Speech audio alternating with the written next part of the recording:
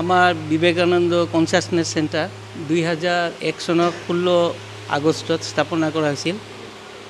ইয়াৰ ভিত্তি স্থাপন কৰিছিল সেই সময়ৰ বঙাইগাঁৱৰ আৰক্ষী অধীক্ষক বৰ্তমান অসমৰ স্পেচিয়েল ADGP শ্ৰী হীৰেন চন্দ্ৰ নাথ মহাশয়ে।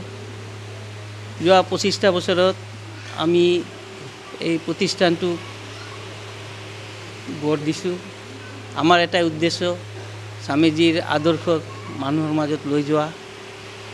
স্বামীজীৰ আদৰ্শত অনুপ্ৰাণিত হৈ আমাৰ যুৱ সমাজক সৎ পথে আৰু সঠিকভাৱে আমাৰ যিটো ভাৰতীয় সমাজৰ সংস্কৃতি সভ্যতা এইটো আগবঢ়াই লৈ যাব পাৰোঁ। এটা সুস্থ সমাজ গঢ়াৰ কাৰণে আমি প্ৰতিষ্ঠানটো গঢ় দিছোঁ।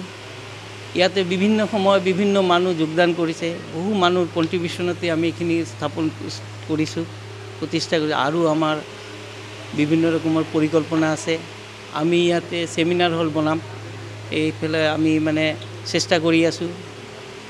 আৰু আমাৰ সমাজে যাতে ভাল হয় সেইকাৰণে আমি অনুষ্ঠানটো গঢ়িছোঁ।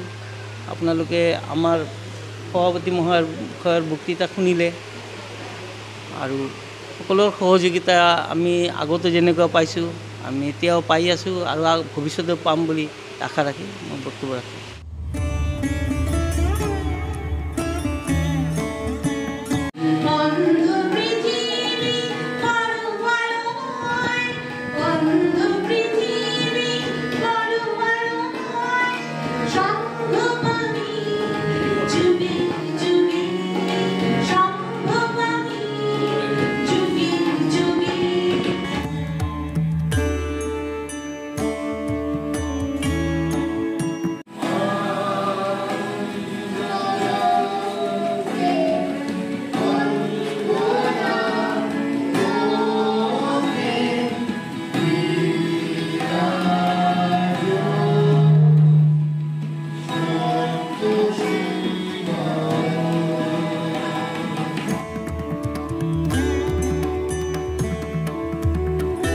এই যে ভিসিসিটা যেটা তৈরি হয়েছে বিবেকানন্দ সেন্টার, সেটা তৈরি হয়েছে মেডিটেশনের উদ্দেশ্য নিয়ে। মেডিটেশন মানে ধ্যান ধারণা। সঙ্গে থাকবে যুবক যুবতীদেরকে যাতে আমরা ঠিক সঠিক পথে চালাতে পারি এবং সঠিক পথে চালাতে পারি। আমাদের একজন দর্শকের দরকার, একজন পথদর্শকের দরকার আছে। পথদর্শন যিনি আমাদেরকে দেখাবেন। আমরা স্বামীজিকে তার প্রধান সম্পদ হিসাবে ধরে নিয়েছি। স্বামীজি হচ্ছেন রামকৃষ্ণদেবের শিষ্য, প্রধান শিষ্য। তিনি যুগপুরুষ। তার মতো জ্ঞানী গুণী লোক এই পৃথিবীতে খুব কমই জন্ম নিয়েছে।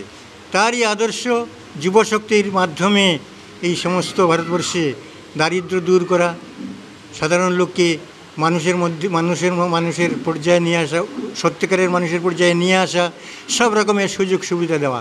অর্থাৎ মানুষ যেন মানুষের মতো মর্যাদা পায়, মানুষের মতো বাঁচতে পারে, এই আদর্শ নিয়ে আমরা স্বামীজির এই আদর্শকে নিয়ে আমরা এই সংস্থা স্থাপন করেছি। তো এই সংস্থা স্থাপন করেছি বড়, যে সময় আমরা করেছি তখনকার যা কর্মকর্তা ছিলেন তারা কেউই নেই, একজন মাত্র আছে আর আমি আছি। এই দুজনই চলছে। এখন যুবশক্তি এসে হাত লাগিয়েছে, প্রাণ দিয়ে তারা চেষ্টা করছে, একেবারে প্রাণশক্তি দিয়ে চেষ্টা করছে। ওই একই কথা। এখানে লাইব্রেরি স্থাপনের মাধ্যমে যে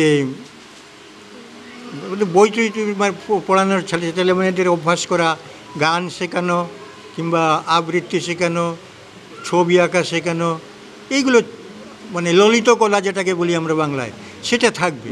সেই ললিত কলার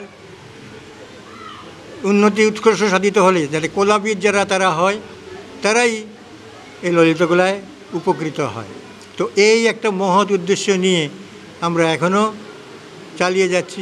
আগামী 12 জানুয়ারি 2026 আমাদের এই বিবেকানন্দ সেন্টারটা সুবর্ণ জয়ন্তী পালন করবে।